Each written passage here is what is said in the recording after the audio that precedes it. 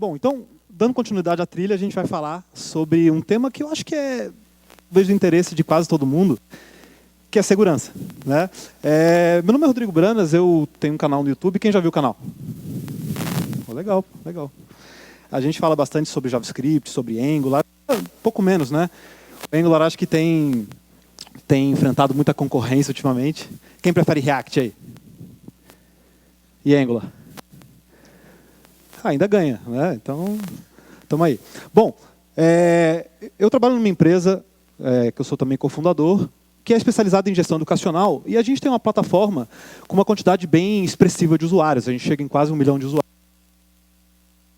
Entre alunos, entre pais, mães, professores. Então, aí vem esse foco em segurança. É muito complicado você gerenciar uma plataforma única com tanto usuário ao mesmo tempo. Então, muitas das coisas que a gente vai falar aqui vêm, na verdade, de problemas que a gente já teve ou de preocupações que a gente tenta endereçar. Claro que segurança é um tema bem amplo, você pode aplicar isso em qualquer linguagem, mas os exemplos vão ser, em grande parte, em JavaScript.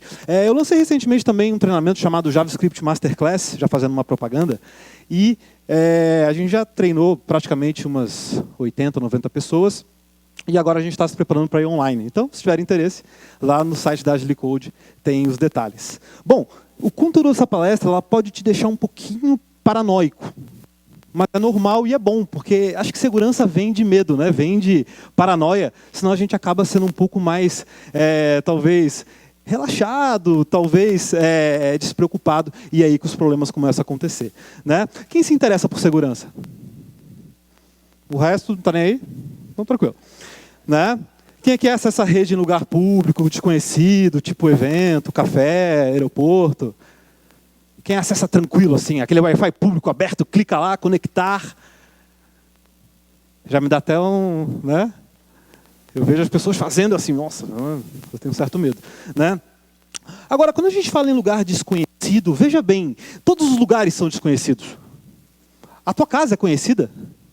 Quando o teu pacote sai da tua máquina, entra na rede da tua casa, ele vai passar por onde, assim? Teu vizinho pode estar te stalkeando, né? Já pensaram nisso? Não quero deixar ninguém paranoico, mas a gente nunca está protegido. Não é porque você está num café, numa rodoviária, num aeroporto. Apesar que eu conheço muita gente que leva o Wi-Fi portátil, vai lá, abre uma rede, põe no TDC no nome do Wi-Fi. Todo mundo entra, aí você começa, de repente, pode manipular um DNS, né? O cara acha que está entrando no Facebook, na verdade não está. Então, tem muita fraude que vem daí. E é por isso que eu acho que a primeira coisa que a gente tem que falar é a questão de encriptação. Né? Quem já entrou em algum sistema em que você digitou lá login, senha, fez diversas operações fora de HTTPS? Quem desenvolve um sistema que está fora de HTTPS, em produção? Cara, começa aí, assim, ó, ferrou, entendeu? É um problema bem grave. Acho que se não resolver essa parte do HTTPS, todo o resto que a gente falar aqui talvez seja em vão. Tá? Porque o risco de alguém manipular uma informação, o risco de alguém alterar uma informação no meio do caminho é absurdo. Né? O que a gente chama de eavesdropping, né? Aquelas imagens clássicas de alguém escutando, alguém capturando o teu pacote, alguém alterando alguma coisa. É engraçado. Às vezes até tem algumas companhias aéreas que oferecem Wi-Fi a bordo. Aí você entra num site, de repente, dentro do site aparece assim, você está em tal lugar, faltam tantos minutos para aterrissar. Como é que os caras fizeram isso? Basicamente alteraram aquela response que ia chegar na tua máquina. E se ele alterou a cotação do valor do dólar, e se ele alterou alguma coisa que te leve a tomar uma ação inválida. Né? Então, esse é um ponto importante. Se você pensar, você vai ficar em cima de SSL, de TLS, e é algo quase transparente. A gente que é desenvolvedor, muitas vezes nem interage tanto com isso. Né? É um handshake que acontece logo abaixo da camada de aplicação, acima da camada de transporte. Né? E aí, todo o tráfego passa a ser encriptado e já é uma segurança a mais, né, que teus usuários têm. Então, quem ainda não está no SSL é importante. Bom, isso quer dizer que se está tudo encriptado, eu estou protegido? Bom, vamos só relembrar uma coisinha sobre o HTTP. Já que o nosso foco acaba sendo um pouco em aplicações que ou expõem uma API ou que estão na web, o protocolo HTTP está em cima de TCP. Isso quer dizer que eu conecto o quê? 2 pontos, né? Trafego bytes entre esses 2 pontos e eu não tenho uma coisa chamada estado. Né? Todas as requests, as responses, por exemplo, eu entrei numa determinada URL, por exemplo, /books. Né? Fiz essa request, olha só, request, primeira linha request line, seguida de headers, seguida tem um CRLF atrás de cada uma dessas linhas, mas essencialmente é um protocolo texto. Tá? E aí, tudo que eu informo ao servidor é isso. Ele não vai olhar o meu IP, muitas vezes, ele não vai me identificar de nenhuma outra forma, senão por isso. Está vendo alguma coisa de identificação aí, pessoal? Não. Não tem nada que possa identificar você e que possa te diferenciar do teu colega. Tá? E aí, o servidor te manda os dados que você pediu e acabou o handshake. Então, não existe nenhuma relação entre requests. Tá bom? São coisas completamente diferentes. Para que eu possa proteger esses recursos, isso você vai fazer na tua API, no teu sistema web, mobile, em qualquer coisa, a gente precisa combinar um código secreto com o servidor. Já viram? Isso aí geralmente entrada de cassino clandestino, zona, tem essas coisas.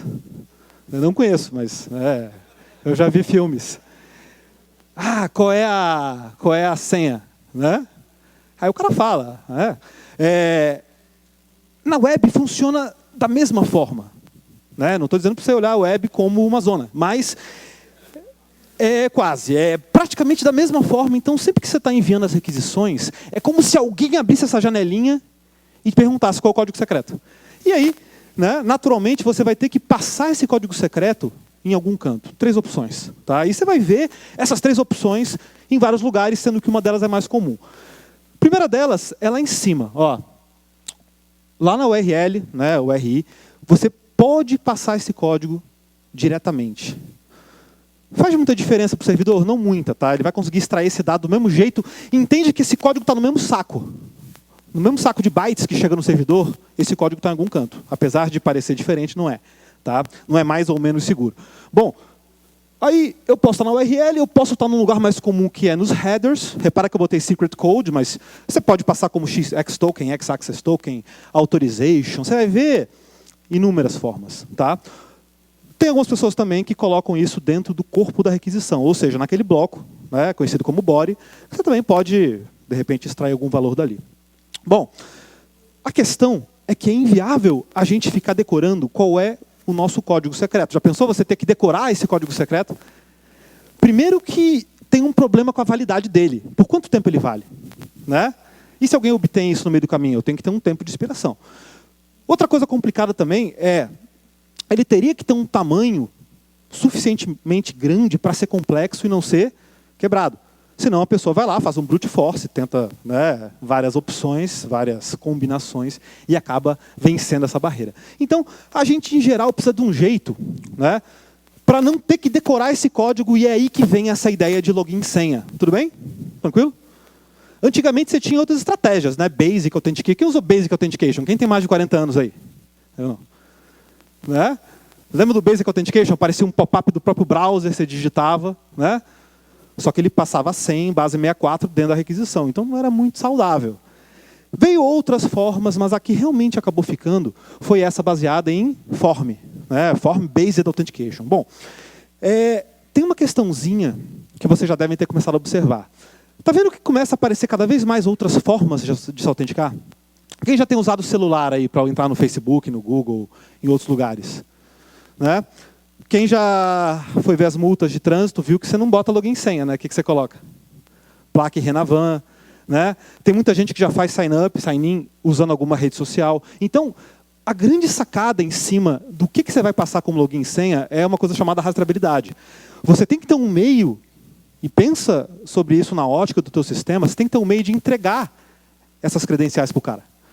Senão você vai fazer o quê? Você vai imprimir um relatório com as senhas e... Já viram isso? Você vai imprimir um cartãozinho, entregar para o cara, aqui é teu login e senha. Então, se torna muito crítico e tem que haver uma forma de você restaurar essas senhas. Então, por mais que CPF e data de nascimento possa parecer meio esquisito, ou Renavan em placa do carro, você tem que observar qual é a criticidade do sistema que está usando isso. Né?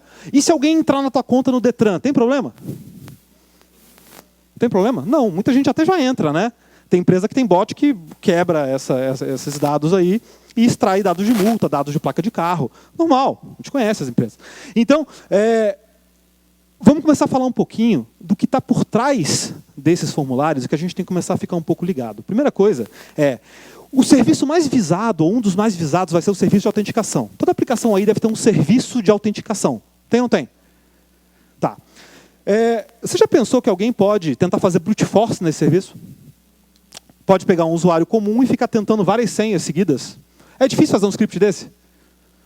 Não. Acho que a gente faz com umas 2 ou 3 linhas de código de um jeito simples, de um jeito rápido. Né? E pode apostar que alguém vai fazer. Vocês possivelmente vão sair daqui e vão tentar fazer em vários sistemas que vocês conhecem. Né?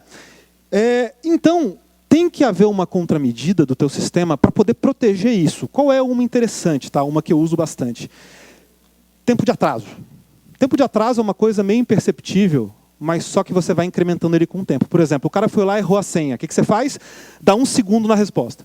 Aí o cara foi lá de novo e errou a senha, dá 2 segundos. Foi de novo, joga 5. Foi de novo, joga 10. Até você bloquear a conta.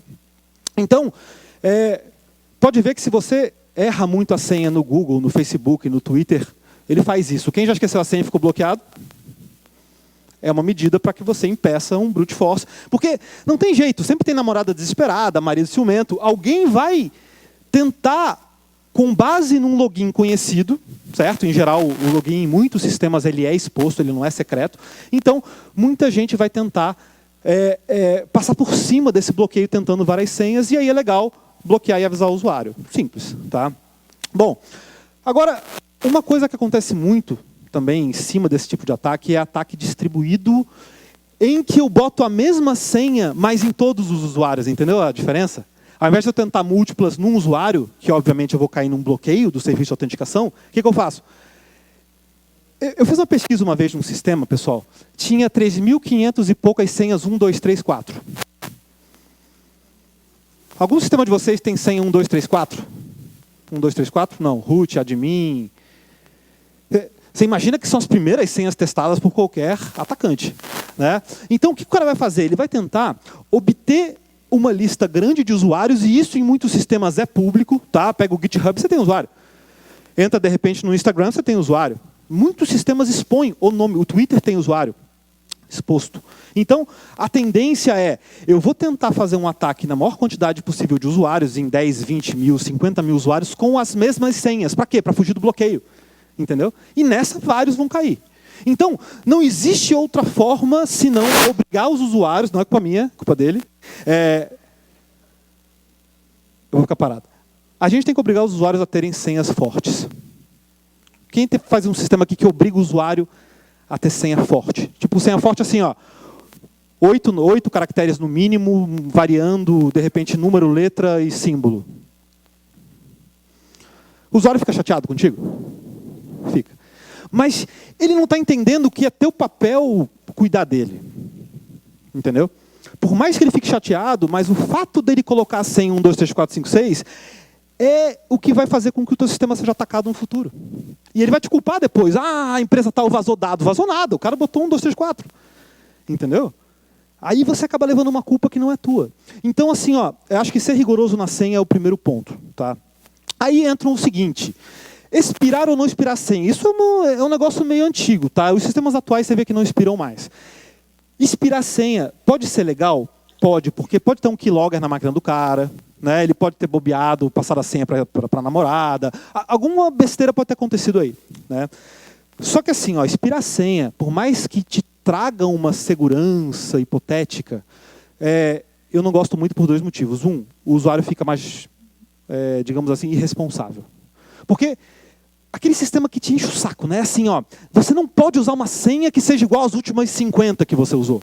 Porra, cara, de onde eu vou tirar assim? Né? Já viram isso? É uma máquina, uma fábrica de senhas. Né? Aí começa, fulano 01, fulano 02, fulano 03. Então, assim, ó, infelizmente isso aqui pode dar efeito rebote. Porque a pessoa pode estar caindo na besteira de ser mais descuidada, porque tem que ficar variando a senha. E você cria um problemão, cara. Assim, ó, a gente fazia isso. O que eu já recebi de cartinha de cliente indignado, porque como é que vocês fazem isso? Né? Nem o banco expira a senha. Então, assim, ó, é mais jogo, sendo bem sincero. Obrigar uma senha forte, tá? E não expirar do que deixar botar qualquer coisa e expirar. Então, é uma balança, tá? a balança. Expirar a senha nem sempre é jogo, não. A não ser que seja a NASA, sei lá, a NSA, algum sistema mais crítico. Mas sistema educacional, não precisa. Então, aí a gente entra numa questão que assim, é bem delicada, tá? Que é recuperação de senha. Todo mundo esquece a senha, porque você entra naquela, fulano 01, 02. O usuário vai esquecer a senha. Quem é que acessa um sistema que você não sabe a senha? Você só acessa o sistema recuperando a senha, sempre. Todo mundo. Porque, eu entro no smartphones, tipo, uma vez a cada 3 anos. Eu não vou lembrar a senha. Esse é um problema que você resolve com o OpenID. Tem saídas para isso, mas aí todo mundo virou provider de OpenID. Aí não resolveu o problema, né? Mas beleza. Então, esse negócio assim de proliferação de login e senha, o meu pai anda com a agenda. 5 páginas de senhas. Né? O que é inteligente, porque ele não usou a mesma senha. Tudo bem que ele botou qualquer coisa aleatória, mas beleza. Então, recuperação de senha é um problemão. E aí, antigamente existia um negócio chamado resposta secreta. Qual é o nome do seu time de futebol? Porra, um monte de gente sabe isso. Qual é o nome do seu primeiro cachorro? Um monte de gente sabe. Né? Qual era a sua história em quadrinho favorita? Um monte de gente sabe. Então, esse é um tipo de coisa que você protege o sistema contra estranhos, mas você não protege o sistema contra familiares. Então, caiu totalmente em desuso. Você vê que ninguém mais usa isso. Né? Então, pode tirar se tiver no teu sistema. E aí a gente vem para um ponto que eu acho super crítico. Tá? Eu, infelizmente, não consegui superar isso, que é confirmar ou não a existência do usuário. Sabe quando você vai digitar assim, ó, perdi minha senha? Aí o sistema fala, qual é o seu e-mail? Aí você fala fulano@gmail.com. E ele diz assim, ó, esse usuário não existe. Ou, legal, mandei para o teu e-mail. Qual o problema disso? Tem um problema aí. Qual o problema nele dizer, você existe e você não existe? O que eu posso fazer com isso? Eu posso testar. Porque, veja bem, se eu for fazer brute force num cara que não existe, é estupidez, porque ele não existe. Né? Agora, e se eu tento num cara que existe? As minhas chances começam a aumentar. Só que aí a gente entra no plano de usabilidade. Por exemplo, a gente desenvolve um sistema educacional. O coitado, ele sequer lembra o e-mail dele. Assim. Então, ele vai testar vários. E aí você entra numa crise. Assim, ó, poxa, eu me protejo contra ataque de enumeração ou eu digo que o cara não existe ou existe? A gente optou por dizer se existe ou não existe. Mas tem sistemas, pessoal, tirando a ideia do ataque distribuído, tá? Quem conhece Ashley Madison aí? Eu não. O que é Ashley Madison? Vou falar o slogan. A vida é curta, curta um caso. Eu não conheço, eu só vi. Ashley Madison teve um problemão. Estou falando porque teve um problema. Não fui eu, mas houve um problema que a mulher de uma das pessoas digitou o e-mail do marido e descobriu que ele estava na rede social. Então, se você desenvolve algum sistema escuso, de qualquer natureza, pode ser interessante para manter a privacidade do usuário. Né? Não tem problema o cara ter uma conta no Twitter, o cara ter uma conta no Google. Agora, o cara ter uma conta na Ashley Madison, pode ser, no Xvideo, pode ser um problema para algumas pessoas. Então, a questão de dizer ou não se tem o usuário, ela tem o plano de ataque distribuído, tem o plano da privacidade. Tá? É a mesma questão, é o mesmo drama de guardar senha encriptada ou não. Quem guarda senha em claro aí? No banco? Não vai dizer, eu sei que não vai dizer, mas eu sei que quase todo mundo guarda a senha aberta. Porque ninguém fica sabendo, né? Tem a senhazinha aqui do usuário e tal. Muita gente fala que isso é um problema de segurança, assim, ó, mas assim, na minha visão, ele não é um problema só de segurança, ele é um problema principalmente de novo, privacidade. A gente, por mais que queira, não dá para você acessar um dado privado do cara. Né? E aí acontece o seguinte, muita gente usa a mesma senha para o banco, a mesma senha para o Facebook, a mesma senha para o Gmail, a mesma senha para o Twitter, a mesma senha para o Flickr, a mesma senha para a Ashley Madison, a mesma senha.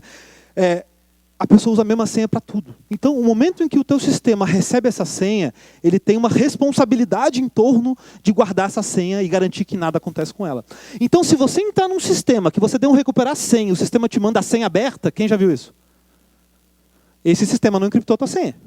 Então, a tua senha está exposta. E isso leva ao problema de você usar uma senha para cada sistema. Tá certo? Então, tenta usar senhas diferentes. Eu sei que é difícil, eu sei que é ruim, eu sei que é chato. Mas não bota a mesma senha do Gmail, a mesma senha do Facebook no site, sabe, da casa lotérica. Não faz isso. Porque você não tem como saber como é que aquilo ali está sendo guardado. Tá bom? Tranquilo? Então tá. Por isso que muitos sistemas fazem o seguinte, isso é uma sacada interessante e não tão boa ao mesmo tempo. Ele não deixa você trocar senha. Já viram? Sistema com senha randômica? O do evento aqui era senha randômica. Vocês viram que o sistema do evento falava assim, ó, eu não quero ter a responsabilidade de guardar a tua senha. Legal. Eu acho justo, entendeu? Porque aí você se exime da responsabilidade de ter o risco de perder um dado. Já viram lá? A rede do PlayStation perdeu não sei quantos mil usuários. O LinkedIn perdeu um monte de usuários. Se o LinkedIn perdeu usuário, imagina a gente. Né? Então, é por aí. Ou senha de tamanho fixo. Assim você foge da senha do cara. A Apple faz isso, eu acho. Tem que ter 8 caracteres. Beleza. Né? Então, tamanho fixo também pode ser interessante. Tá? Mas por precaução, tenta montar uma senha como se... Eu sei que você já deve ter ouvido isso aí uma porrada de lugar, mas assim, ó, monta uma senha fixa difícil e agrega nela alguma coisa que a diferencie em diferentes sistemas. Uma formulazinha que só você sabe. Tá bom? É mais garantido, é mais seguro, você vai ter menos problema. Bom, aí começa a vir questões como o Multi-Factor Authentication. Vocês já devem ter visto ultimamente que você pode se logar num lugar e ele te solicitar outras informações para você poder entrar. Isso em lugares mais críticos, como, por exemplo, a Identity Provider, o Google, por exemplo, é crítico. Se eu roubar a tua senha do Google, eu hackeio todos os teus sistemas. Entendeu? Então, pode ser inteligente você habilitar isso, porque aí que acontece? Ele vai te pedir algumas coisas. Por exemplo, senha, legal, só você conhece. Agora, posse, eu tenho um token, eu tenho um celular na mão, eu tenho, de repente, uma tabela de senha, eu tenho um cartão. É alguma outra coisa que não só senha, e que varia às vezes. Tá bom? E em alguns casos, até questões biométricas, de voz, de retina. Então, já viu o caixa eletrônico assim? Você bota a mão. Quem já usou esse caixa eletrônico aí? Né? Dá até medo, você acha que ele vai te engolir. Isso é uma sacada legal, porque olha só, você coloca o cartão. Legal, o cartão qualquer um rouba, tudo bem? Beleza. A senha, você ameaça o cara, você rouba a senha também. Ou você bota uma câmera, ou você fica stalkeando o cara. Você pega a senha. A mão é difícil, você tem que cortar a mão do cara ou ir com uma arma. Concorda que então aumenta a segurança? Quando você vai fechar a operação, ele te pede mais uma assinatura de 3 dígitos, mais uma coisa. Então, Multi-Factor Authentication é interessante. Tá? Bom, dá um join na thread, volta para outra thread que a gente estava e vamos voltar para o código secreto. Tá? No momento que a gente faz esse login e senha, superadas essas barreiras de qualidade da senha, recuperação de senha, multifactor, eu consegui aquele código do cara. Tudo bem? Isso é um cookie ou isso é um token? Diz para mim. Não sei. Depende. Depende de quê? Qual caminho você quer pegar? Você quer usar cookie ou você quer usar token? Quem usa cookie? Quem usa token? Quem não usa nada? Não sei. A maioria. Né? Então, assim, ó. Cookie ou token está muito ligado com a forma que eu vou transmitir esse código, tudo bem? A forma como esse código vai ser gerenciado no teu navegador. Basicamente isso. Tá? O código em si pode ser o mesmo, até. Tá? Então, o cookie ele é bem antigo, ele é bem mais antigo que a estratégia do token. Ele começou lá na Netscape, quando eles estavam... Você sabe que o browser não serve para desenvolver software, né? Inventaram isso aí e fizeram a gente acreditar. Então, ele tem limitações. Ele tem problemas para conseguir gerenciar algumas coisas, entre elas uma autenticação. E aí, essa ideia do cookie veio para você viabilizar a ideia de carrinho de compra. Senão você dava um F5 e perdia o carrinho de compra. Concorda? Beleza? Tá. Bom, e você vê que isso aqui foi antes ainda do JavaScript, né? Então é um negócio antigo. Ele foi inspirado aquele biscoitinho chinês, japonês, que você abria e via, né, fortune cookie, informação inútil. Bom, se quiser contar para alguém, né? Então, aqui onde vocês não estão vendo, basicamente acontece o seguinte. O browser, ele manda o login e senha, bem simples. Né? Eu vou até mostrar aqui dentro do código que é mais fácil. Você entra num lugar, ele vê que você não tem o código secreto, tudo bem? Você não transmitiu? Acabou de entrar? Não tem o código secreto. E aí, ele te volta um negócio chamado 401. O que é 401? Não autorizado. É o código que a gente meio que convencionou, que quer dizer que você não logou. Tá? E aí, se você tiver uma renderização em back-end, ele pode voltar no body do response à página. Se for em front-end, ele te volta só o 401 e você se vira. Ok, tudo bem. E aí, você tem que digitar um login e uma senha. Isso aqui é old school, tá, pessoal? Só para mostrar. Mas você pode botar isso no teu front-end só mandando um JSON. Tá? E aí, quando quando você manda o teu login e senha, codificado do jeito que você quiser, seja URL encoded, seja JSON, XML, você que sabe, vai acontecer um negócio interessante, que é isso aqui, ó, set cookie. Fica atento nos headers que trafegam na tua aplicação. Quando ele manda um set cookie de volta, o que acontece é o seguinte, o browser vê esse set cookie e associa esse código aqui, basicamente com informações do teu domínio, e passa a mandar automaticamente sempre que você entrar nele. É por isso que naquelas aplicações mais antigas que não usam token, você nem vê como é que o negócio funciona, porque é automático. Daí é importante você dar um logout na aplicação. Né? Tem muito cliente que reclama. Ah, o cara entrou na minha conta, você fez logout? Não posso fazer nada. É o browser o culpado, não sou eu. Né? Porque se você faz um logout, eu mato a tua sessão do outro lado. Se você não faz, o browser segue repassando. Tá? Então, a grande sacada do cookie é essa. O cookie ele é mais automático. O cookie ele vai sem que você perceba, e isso pode te trazer problemas, mas vamos discutir um pouco os tipos primeiro. Né? Rapidinho. Session cookie é aquele cookie que, quando você fecha o navegador, ele vai embora. Aí você tem que logar de novo no sistema. Muita gente prefere porque pode ser um pouco mais seguro. Tá? O persistent cookie, ele fica mesmo após o fechamento, e é aquele que você coloca uma data de expiração, e você pode botar uma data lá na frente. Tá? É seguro utilizar? Mais ou menos, depende. Você tem que ter alguma estratégia para trocar esse cookie de tempos em tempos, senão qualquer um que consiga interceptar o teu tráfego, qualquer um que consiga acessar, seja com cross-site script, a tua DOM, digamos assim, você pode ter um problema. Tá bom? Então vamos discutir depois ataques como cross-site script, cross-site request forgery. Tem vários ataques bem comuns em cima de cookie. Tá? Então, segura essa aí. Né? Vamos começar um pouquinho com o cross-site scripting. A ideia ela é bem simples até. Tá? Deixa eu tentar mostrar aqui. Vamos ver se ajuda. Então, dá para ver, né? Tá. Olha só. Deixa eu fazer um negócio bem simples. Esse código também está no GitHub, tá, pessoal? Eu vou subir aqui um código bem básico. Tu não vai usar isso em nenhum lugar, tá? Isso aí, né? Eu não me responsabilizo. Deixa eu ver qual é a porta. 310. Olha só. Cheguei aqui. Ele pediu, me dá o teu login e senha.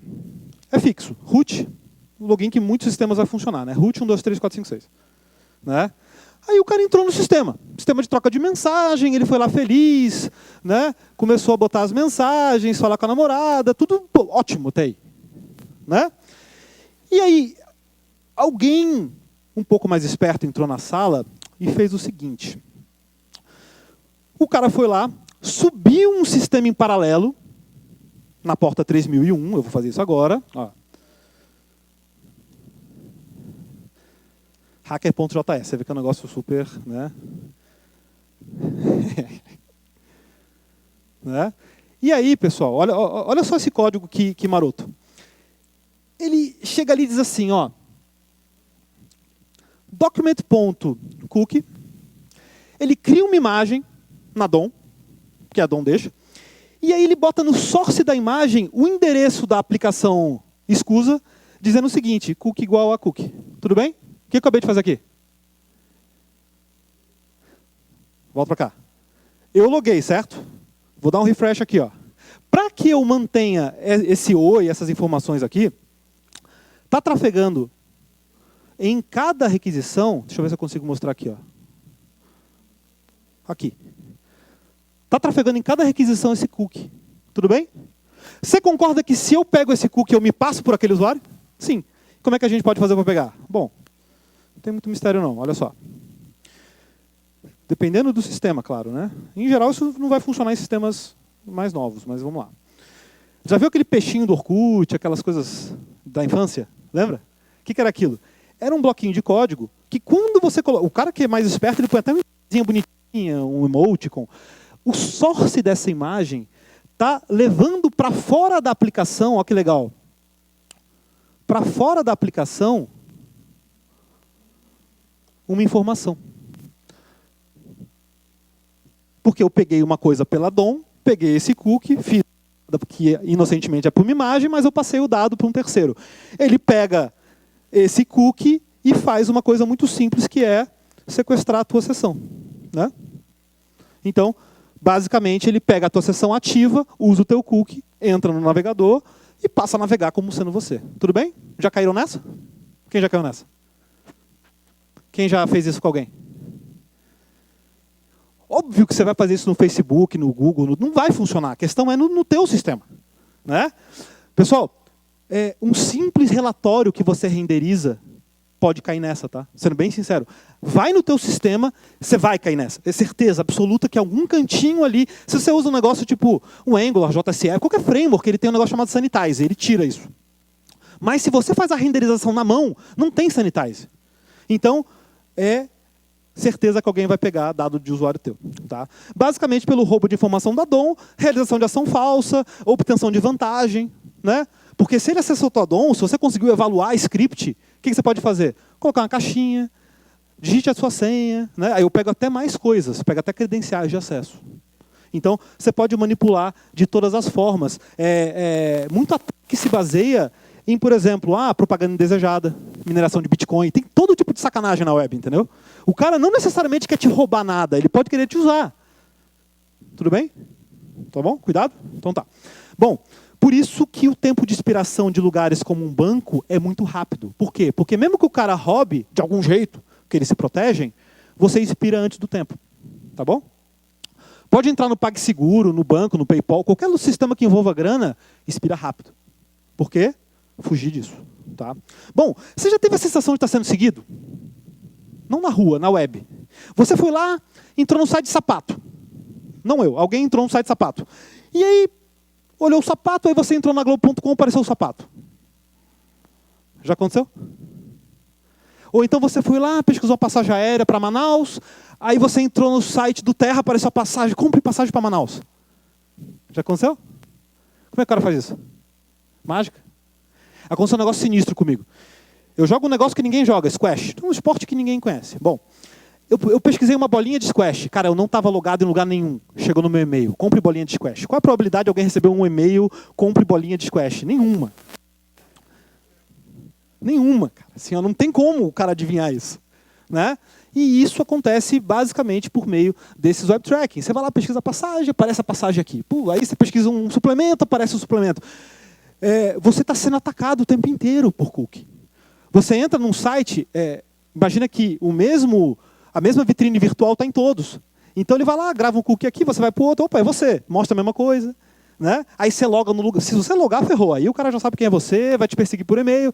Então, tudo isso baseado nesse mecanismo, porque o browser encaminha a informação automaticamente. Tudo bem? Se quebrar isso, quebra a internet. Tá? Então, cuidado, porque isso também pode ser usado para o mal. Tem um ataque chamado Cross-Site Request Forgery. Por que você deveria se preocupar com isso? Imagina um caso bem simples. Hipotético, mas simples. Você logou no teu banco, tudo bem? Logou no teu banco? Tá. Aí você foi lá e entrou no site da Globo, logado no seu banco, beleza? Aí o cara no site da Globo, malandro, foi lá, botou um iframe assim, ó. www.santander/transferir dinheiro de você para eu. Como eu estou logado no site do Santander, loguei na Globo, iframe Santander de novo, vai o mesmo cookie, beleza? Outro exemplo, você entrou no Facebook e entrou num site... Alguém já deve ter caído nessa. Você já entrou em algum lugar que ele postou sem você ver no Facebook? Vai, fala, cara. Twitter, um post mágico. Não foi eu que fiz esse post. Por quê? Cross-Site Request Forgery. O cara foi lá, botou um iframe embaixo do site. Tem uns caras que fazem até o seguinte, joga uma div por cima, que você clica num botão aqui, ele atravessa e entra do de baixo. Não sei como. E o que é aquilo ali? É um post. Mas como? Ele me invadiu? Não.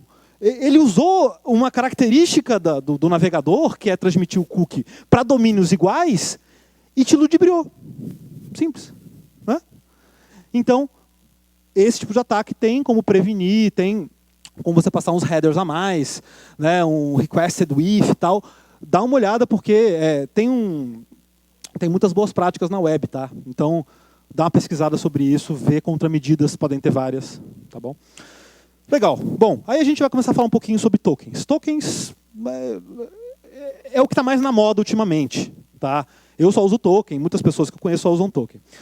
O token, ele pode ser um pouco mais escalável, ele pode ser um pouco mais inteligente, porque muitos deles principalmente os baseados em JSON Web Token e outras técnicas, eles são uma coisa chamada autocontido. O que é isso?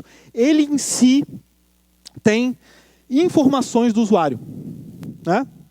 Então, o próprio token traz consigo qual é o ID do usuário, às vezes qual é o login, qual é o e-mail. Então você não precisa ficar consultando isso o tempo todo. Isso faz com que ele seja mais leve, mais autoexplicativo. E aí, mas alguém pode pegar e alterar esse token facilmente. Então, você pode assinar digitalmente isso aqui. Tanto faz se é uma criptografia simétrica, assimétrica. Você tem várias formas de assinar isso digitalmente para saber que ele não foi alterado. Tranquilo? Beleza? Então, só para mostrar um caso bem simples também com token. Esse código está no meu GitHub, tá, pessoal? Se quiserem pegar depois. Node EX5 token. Olha só, vou mostrar um caso bem simples aqui. Ó. EX5 token. Ó, porta 3000. Eu fico olhando a porta porque nunca se sabe, né? Olha só. Fui logar, 401. Perfeito. Root. Senha de todo mundo, 1, 2, 3, 4, 5, 6. Entrou. Aí, o serviço de autenticação me devolveu o token. Aí a tua aplicação cliente, o que faz? Joga no local storage, bota no root scope, faz alguma coisa com ele e passa a repassar isso em todas as requisições. Né? Coisa interessante, se você pegar esse token e abrir ele, desconverter o base 64, você vê os dados. Né?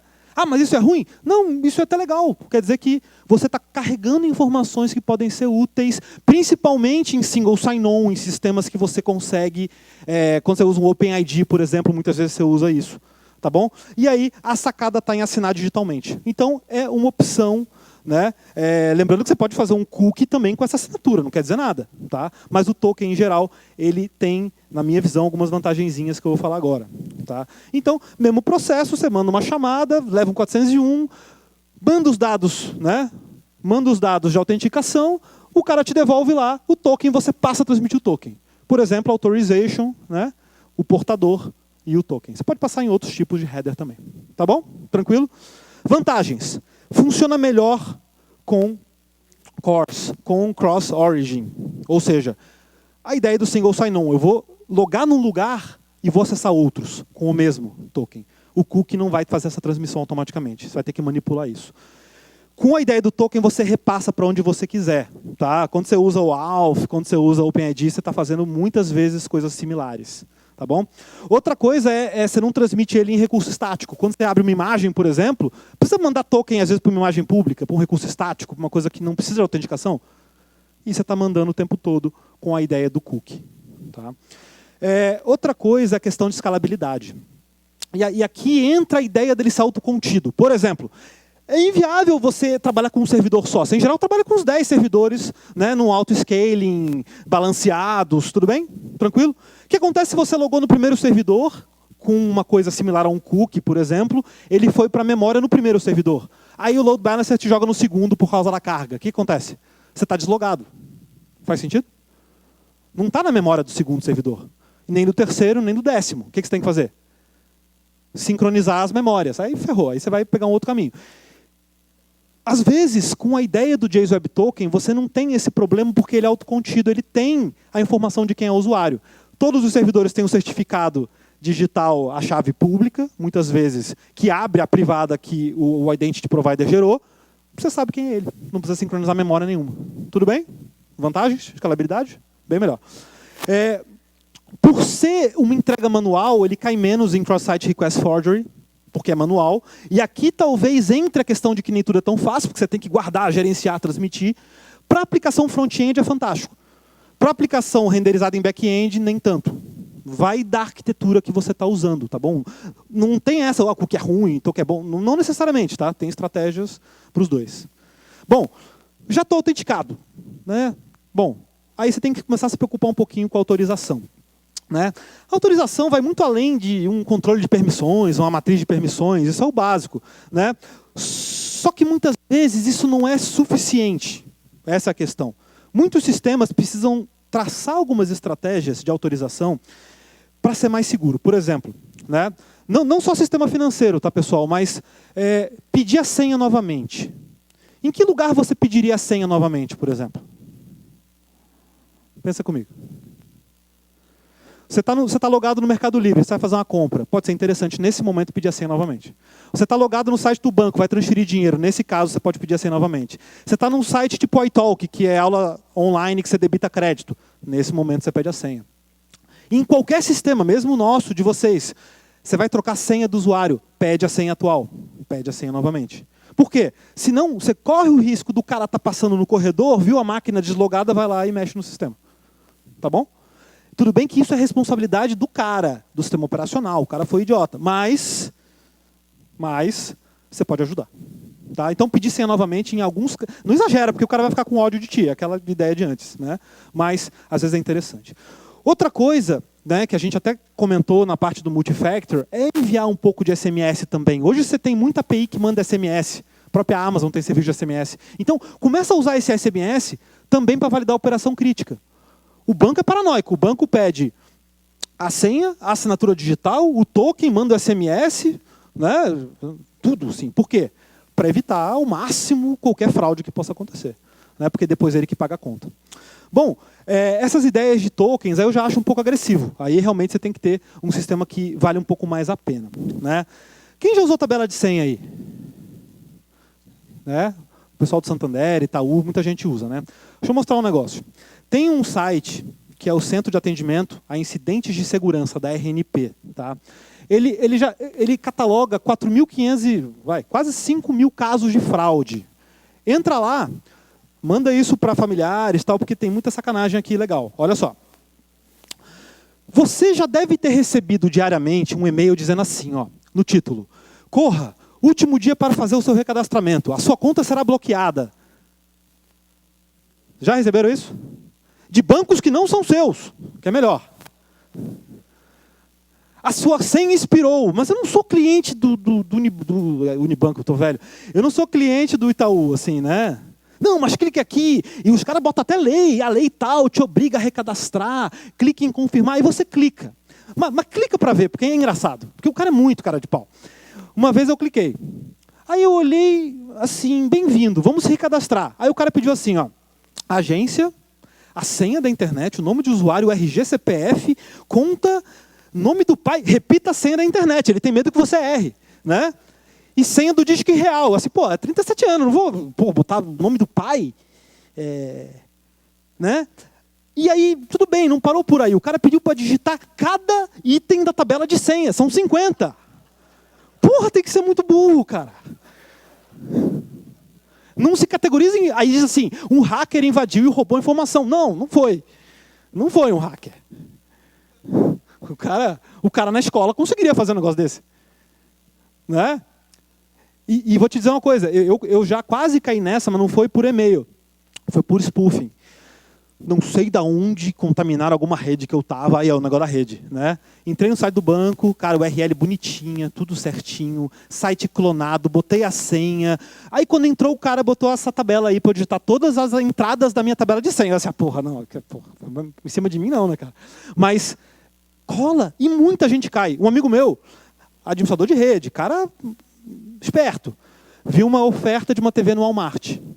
TV de 5.000 por 1.200. Assim, porra, cara, tem pegadinha, tem que ter pegadinha. Aí, site igual. A URL era tipo Walmart-Brasil. Sabe aquelas coisas assim, meio misteriosas? Tudo bem, vamos para frente. Entrou lá, site igual, clicou, comprar, digite seus dados, next, tal, deu pau no cartão de crédito, magicamente, encaminhou para um boleto bancário. Pague o boleto bancário, R$ 1.200. O cara estava quase pagando já. 2 segundos depois, site fora do ar. O que é isso? Ainda tem muita fraude em boleto. Porque cartão de crédito tem o tal do chargeback, que é bota na bunda do lojista. Então o cara não paga a conta do cartão de crédito. Cartão de crédito pode botar em qualquer lugar, você não vai pagar a conta depois. Agora, boleto bancário, cara, é o negócio mais fraudado da história. Entendeu? Boleto bancário, desconfia sempre, sempre. Às vezes até na própria máquina tem manipulação de boleto bancário. Então, esse tipo de site, esse tipo de fraude vai te perseguir em tudo que é lugar. Tá? E banco talvez seja o principal. E o cara é tão esperto que ele falou assim, ó, obrigado por realmente sua conta foi cadastrada com sucesso, espere 24 horas para acessar a conta de novo ou falar com alguém do Internet Banking. Legal, porque dá tempo de eu te roubar. 24 horas é suficiente. Tudo bem? Tranquilo? Beleza? Espero que vocês não saiam paranoicos. Autorização para terceiros. E esse é um negócio legal, né? De uns tempos para cá, as aplicações todas começam a ter um negócio chamado API. Então, todo tipo de aplicação adjacente passa a existir. Por exemplo, o cara cria um ranking de GitHub que dá prêmio, e para isso o cara tem que acessar os dados do teu GitHub, né? Então você vai lá, eu quero imprimir a foto, vou conceder os dados, e o cara te pede login e senha. Bom, isso não vai ter como você revogar depois o acesso. Só mudando a senha, só cortando o acesso de fato. Você vai ficar mudando a senha o tempo inteiro. Você deu autorização para 10 sites diferentes, como é que você vai gerenciar isso, né? Então, e se existisse uma possibilidade, pensa comigo, ó, de liberar um certo token com privilégios específicos associados só com aquele token. Ou seja, eu tenho meu Facebook, eu tenho meu Google, para uma aplicação eu libero acesso ao meu profile, para outra aplicação eu acesso, de repente, os meus amigos, para outra eu dou acesso às fotos, tudo bem? Então, essa é a ideia do OAuth, né? Que é um protocolo. Quando a gente fala em protocolo, parece que é tipo um protocolo de nível mais baixo. Não, é só um handshake. É só uma conversa, um número de passos, em que você consegue negociar esse token e ele é útil para todo tipo de aplicação. É um jeito padronizado. A sacada dele é ser padronizado. Porque aí você tem conectores bem parecidos para qualquer tipo de sistema. Tá? Então, 4 papéis, bem rapidinho, tá? Não se assusta. Resource Owner é você, é o dono do Facebook que tem as fotos. Tudo bem? Client Application é o cara que quer imprimir as suas fotos. Resource Server, Authorization Server, que muitas vezes a mesma pessoa, é o Facebook que vai ter as fotos para fornecer. Então, simples. O dono, o fornecedor e a aplicação que tem interesse. Bom, esses 4 papéis, eles podem ter nomes um pouquinho diferentes dependendo da ótica que você olha. Você vai para um OpenID, você pode ver Relying Party, você pode ver a Identity Provider, mas, em geral, representam coisas parecidas. Tá? Olha só. Pensa comigo, você já viu essa cena. Você acessa uma aplicação e ela tem um botãozinho assim, ó. Entrar com Facebook, entrar com Twitter, entrar com Git, entrar com... Quem tem medo de clicar nisso? Levanta a mão. Tem receio, assim, ó. Esse cara vai me sacanear de algum jeito. Tá, vamos tentar desmistificar esse medo agora. Tá? Vamos lá.